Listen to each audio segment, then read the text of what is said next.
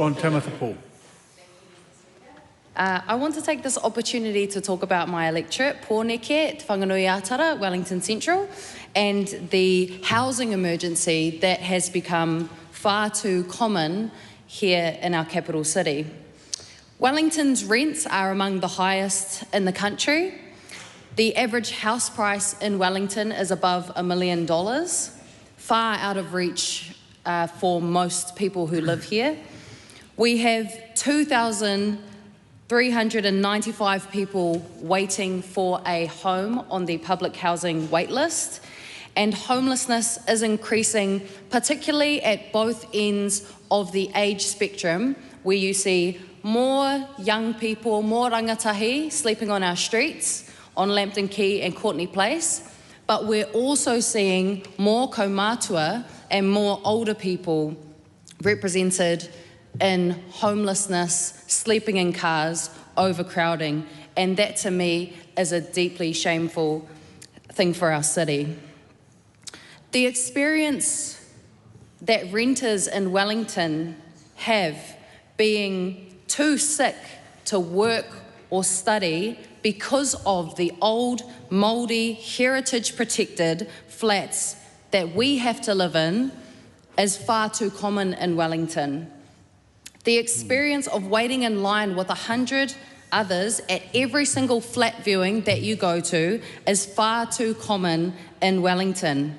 Having your landlord or property manager suck every single cent out of you that they can for supposed damages, not being able to do something as simple as use blue tack on the wall in your rental home without inciting absolute fury and rage from your landlord, having your rent put up despite no improvements to the home that you live in, these experiences are far too common in Wellington. And that can be attributed to the lack of public housing that we have here in Wellington.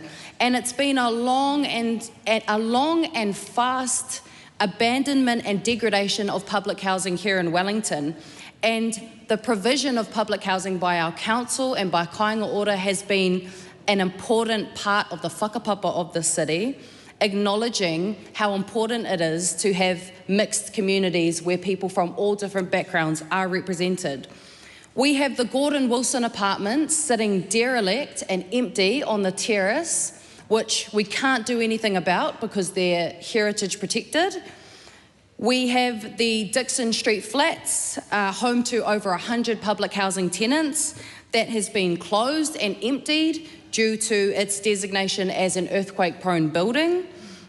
We have the Granville flats, owned by council and operated by kāinga ora, home to 144 tenants, that has been closed and soon to be demolished.